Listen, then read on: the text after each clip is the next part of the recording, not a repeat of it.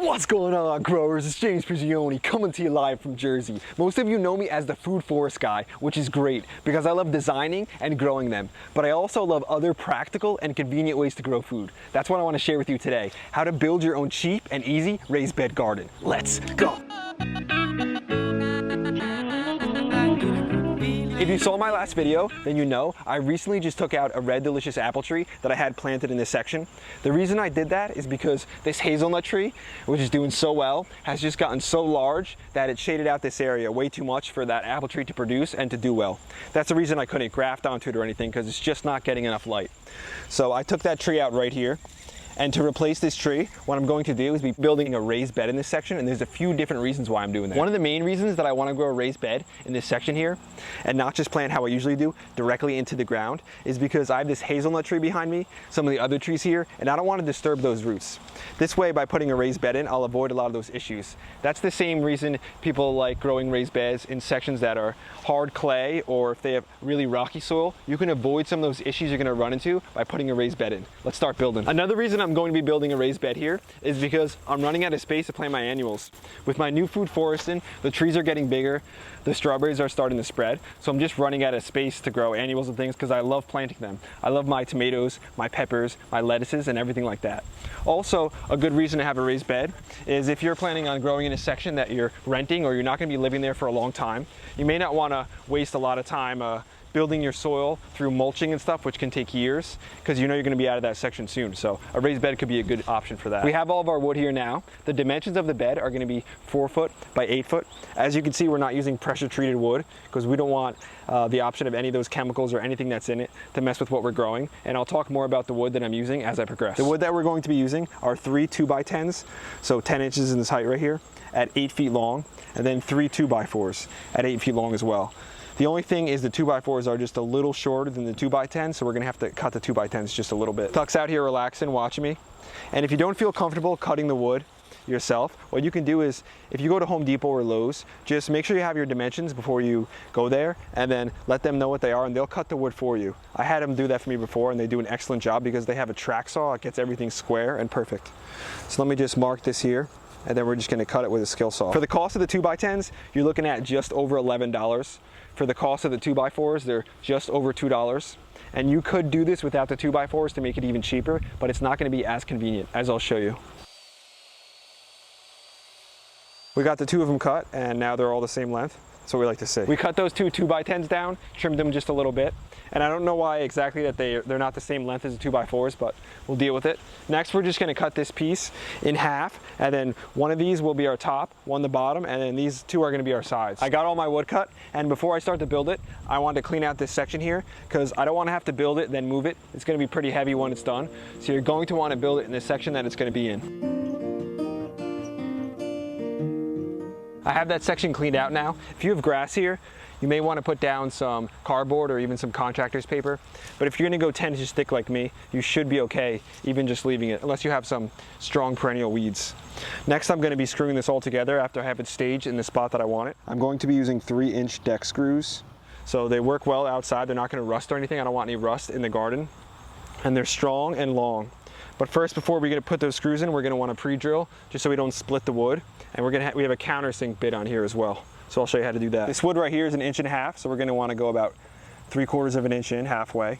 We're going to put 4 screws in, just make sure it's strong. And then that countersink just makes it so the screws won't stick out. All right, we got the screw started here. Now we're going to do our best to make it as flush on the top and as the back as we can make it. Okay, that's one of the sides done. We've got 3 more to go, so let's keep going.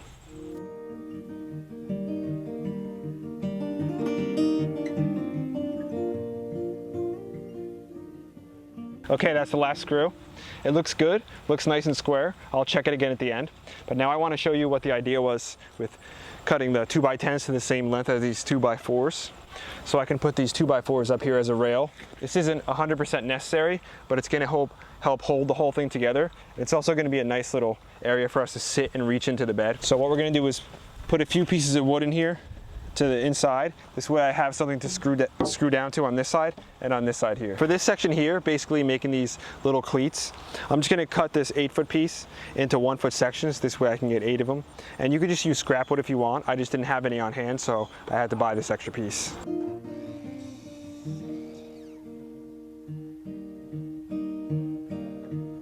Okay, I got these cleats all done. Now I'm just gonna put one here up like this, one up here as well, and then I'm gonna put 2 at the ends to kind of strengthen everything up and make sure I have them flush at the top there. Got the last support in. It's coming out real well. I'm happy with the way it looks. And there's not much left to do. So this build's almost finished and I can't wait to start getting it filled and then get growing. Now let's get this side rail on. Make sure it's nice and good length. I checked for square, it's all square, which makes it easier. And to make sure it's all square, you're gonna wanna make sure you get good wood. Take the time to select the wood, make sure it's straight, make sure it's not bowed, make sure it doesn't have any cupping in it. So what we're gonna do is first attach one side and then see if we have to bend this at all, if this is straight enough, this board. Let's get this one corner in. This first screw is gonna go in the board that's parallel with it. This other screw is gonna go in the one that's perpendicular, so it's gonna lock the whole thing together.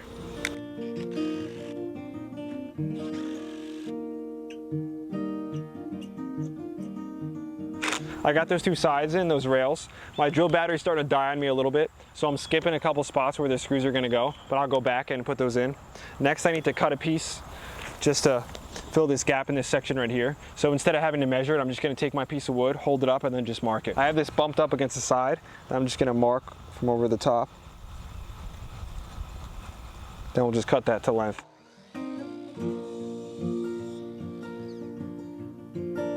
We got that cut to length, should be good. Looks good like that. Now we're just gonna pre-drill.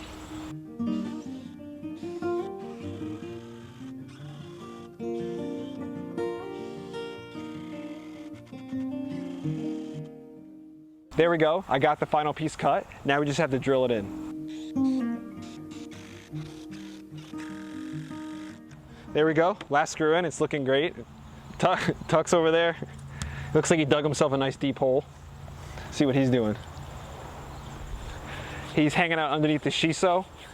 And all this shiso, we have so much of it growing here, but I didn't want to take any of it out because the bees have been loving it. Looks like Tuck likes hanging out underneath there. Hey boy, you dug yourself a nice deep hole, huh boy? He's really deep down there. He must have been getting hot. He was getting a little bored, I think, watching us. So he looks like he's a little bit tired even too. What a good guy. So relaxed. So it doesn't look like Tuck's having as much fun with this video as he does with some of the other ones. But that's okay, he's still out there, always behind us. Throw some hearts in the comments if you guys love seeing Tuck. If you like him being a part of the whole garden, the channel and everything with it. He seems super relaxed right now. I just made sure this is all level. Level this way, and then level this way also. Then I checked my diagonals. It looks good. What I did was dig out this section here, which was a little high, rather than propping any of the sides up, because I wanted to be basically on the ground. And I'm not worried about this rotting that much, even though it's not pressure treated. It should last a good 5, 6, maybe 7 years. And I don't have any posts into the ground because that'll just make the rot happen even quicker. And I'm not worried about it bowing out too much because I got these side braces, and also I'm only 10 inches high. And when I put the soil in, that's gonna really add a lot of weight to this whole bed, so I'm not worried about it shifting too much because this is a good sized bed. As you can see though, if I sit on the rail here, I can easily reach into the center. So this will be good. This was just to check the level. I'm gonna be taking that out. Now we're gonna start filling it with soil. The first thing that I'm going to add is peat moss, and this can be slightly acidic, but that's okay because the rest of the bed I'm gonna be filling mainly with black leaf mulch, which I get for free locally, and that's highly alkaline. The only issue is it can't really retain moisture. So by adding this, it's gonna greatly increase its ability to retain moisture. I'm gonna dump this in, get some black leaf mulch and mix it all together, and then I'm gonna add some of my own homemade compost, the best stuff you can grow with. All right, here's the first load of the black leaf mulch. You can see it's got a nice dark color to it. So we're just gonna shovel all this in.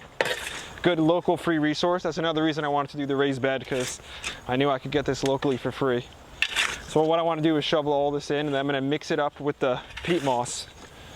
So it's almost like building our own soil. because this mulch is high, it's nutritious, it's alkaline, but it's just, like I said, it can't hold water well. It dries out quickly, and then once it gets dry, it's really hard to make it absorb water again. I'd say about 10 more wheelbarrows and I'll be done. What I'm gonna do is after I get some more loads in, just come and just mix it up. I'm gonna use a pitchfork to do it, but we'll mix it and get a better composition. That's today's video, growers. Thanks for watching. I hope you enjoyed it. I hope you got something out of it. The raised bed is finished. The building of it, it looks fantastic. I'm super happy with the way it came out.